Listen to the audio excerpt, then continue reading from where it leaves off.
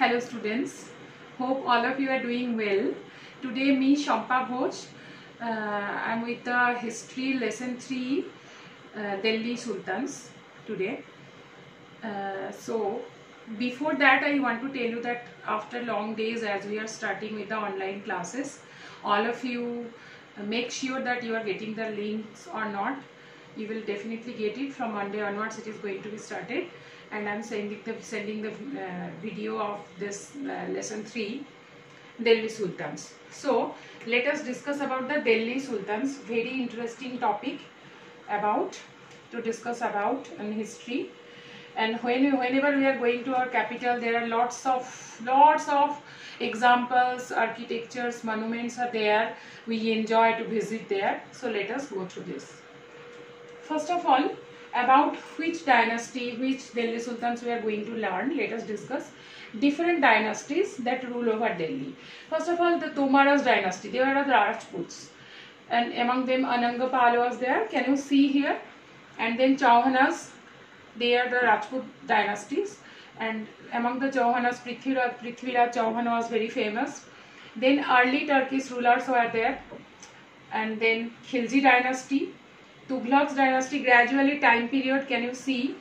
And then Sayyids and Lodi dynasty. Okay, so let us discuss in detail about this Rajput dynasties. First of all, in 1130 to 1145, that means from 1130 to 1192, that means in 12th century, Rajput dynasties were there. Tomaras dynasty, Anangapal was the main ruler. Then Chauhanas, Prithviraj Chauhan was the main ruler in this Chauhanas dynasty. They were the Rajput rulers. Then it is coming about the Turkish rulers. Among the Turkish rulers, we came to know more about the Kutubuddin Aybak. He was the founder of Turkish dynasty. Then Iltutmish, then Rajia Sultan, very famous, and then Ghiyasuddin Pahlavan. We will learn in detail about them. After that, it comes about the Khilji dynasty. Founder of Khilji dynasty it is in the 1290 to 1316. That means 13th century. At the middle of the 13th century, at the end of the 14th century also. Jalauddin Khilji and Alauddin Khilji. Then it comes about Tughlaq dynasty. Tughlaq dynasty, Ghiyasuddin Tughlaq, then Muhammad Tughlaq and Firoz Shah Tughlaq. In which century? 1320 to 1385. That means 14th century. Then Sayyid dynasty in 1414 to 1421, 1451. That means in 15th century there was Sayyid dynasty, and at last we will discuss about Lodi dynasty. Okay, in Lodi dynasty also in 15th century. So let us discuss about this. First of all, I think if this question should come in your mind about one by one the dynasties came, the kings came, the sultans came, and we came to know year wise what are the sources about from where the historians got this information. Don't you want to know about this? So let us discuss about that first. The sources, finding out about the Delhi Sultans. First of all, inscriptions. We came to know about them, these sultans, from the inscriptions. Inscriptions means, you know, then the walls and in the caves, in the walls, whatever it was being written. Then coins. From the coins, the picture of the king, the name of the king and the time period. Then architectures, the buildings, monuments, from all these things. These are the great sources of the historians to came to know about. And then tarikhs. Tarikh, it was the foreign language. Tarikh means the dates, the different dates. Those who are writing the dates, the authors and poets. So from all of these were the sources to know about the Delhi Sultans. And you know, that time the printed books were not there. It was very difficult to know about. And what are the authors and poets they were writing? They were mainly writing in the manuscripts. They had to write it, and there are the 4 stages to write to make the manuscripts. First of all, preparing the paper. They had to prepare the paper, palm leaves and all these things, the bark of the stem of the tree. Then writing the text, that was the next part. After that, they were melting the gold to highlight the important words and passages. Everything, it was handwritten. And then At last it was coming the preparing the binding. There is a picture in your book also, the picture is there. See, there the first of all the preparing the paper, the palm leaves or the bark of the stem of the leaves. Then the writing the text, totally handwritten, no printing press was not there at all. Then they were melting the golds to highlight the important lines, underline the passages. And after that binding, that was also done manually, it was being done. And these were the sources. Next, the tarikhs, the dates, who are the writing the dates. These people are very important. The kings, the famous kings, they were taking in their courts this authors of tarikhs, the chroniclers, they were being said actually. And these people are very famous. They were fond of the kings, and they were writing the lives of the kings and important events, important works done by the kings to get the rich rewards. Okay. So that is often wrote the histories of sultans in the hope to get rich rewards.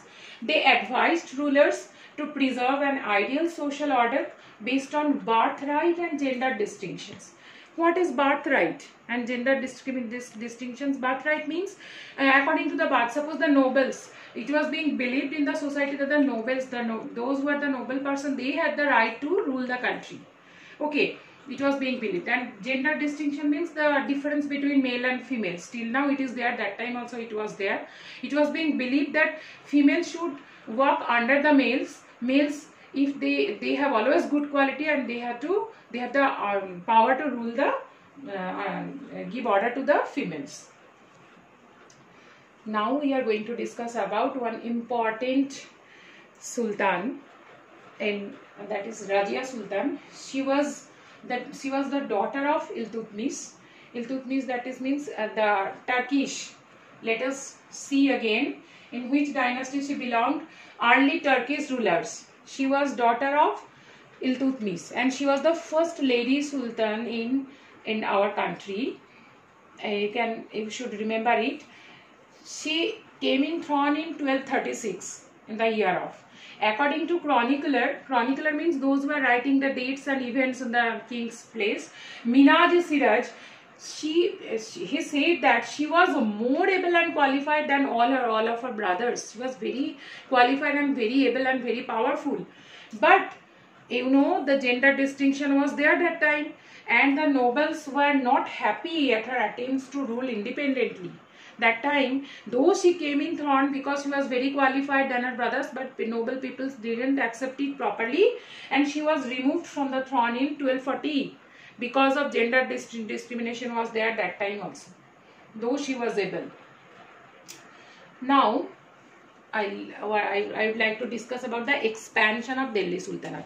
Expansion means always the kings and kings want to expand their kingdom, their territory. Okay. So how? First camping was the internal frontier. It was the first camping, two ways. First was the internal frontier and then external frontier. The internal frontier was that the sultans aimed to control the hinterlands of the garrison towns. Okay. So what is the hinterland and what is garrison town? Let us discuss about that.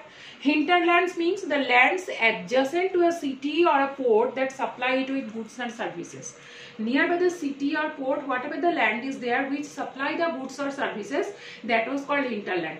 And garrison town means where the forts are there and the soldiers are living there, that was called garrison town, a fortified settlement with soldiers. And if the kings believe that if they will control over these hinterlands and garrison towns, they will be able to rule the country in the long time. And that was the internal frontier. And they cleared the forest in Ganga Yamuna area. Hunter-gatherers and pastoralists means those who are grazing the animals. They were expelled from their habitats. उनको remove किया गया. They were being removed from their habitats. These lands were given to peasants. Peasants means the poor farmers. And these lands were given to the poor farmers. So good it was. And because to encourage the agriculture, new fortresses, garrison towns and established to protect trade routes. So this was the first camping, internal frontier, where the hinterlands and garrison towns were being captured and the lands were given to the peasants, the poor farmers, to encourage the agricultural part. Then it was coming about the second part was second expansion was external frontier. So military expedition, military forces were being sent to capture the faraway kingdoms, and that is why the southern India started. Into southern India, it was being sent the military expedition during the reign of Alauddin Khilji. Alauddin Khilji was a very famous king of Khilji dynasty, and at the time of Muhammad bin Tughlaq also. Muhammad bin Tughlaq was one famous ruler of Tughlaq dynasty. At that time, they wanted to capture the southern India. In their camping, Sultanate armies captured elephants, horses and slaves. So these were the two different types of expeditions. Now, students, some assignments are there for you. Mention the sources the historians used to know about the Delhi Sultans. I discussed already. What are the sources? Inscriptions, poems, even the manuscripts, authors and poets, whatever they wrote. These were the all the events, tarikhs. These were the sources. Explain the 4 stages in the process of making manuscripts. What are the 4 stages in the process of making manuscripts? First of all, preparing the paper, and then writing the text. After that, melting the gold to highlight the important topics and passages, and at last the binding part. And all these works are being done manually.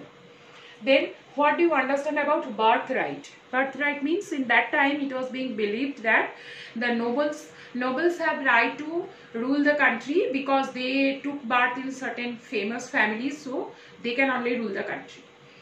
Who was Rajia Sultan? Rajia Sultan was the first independent lady ruler of India, of our country, Delhi Sultan. She was daughter of Iltutmish, and she was very qualified and able than her brothers. That is why he came in third. Name the chronicler who wrote about Rajia Sultan. Minhaji Siraj. Minhaji Siraj was the chronicler who wrote about Rajia Sultan. So thank you, students. Revise the chapter, and tomorrow I will come with the next topic. Thank you.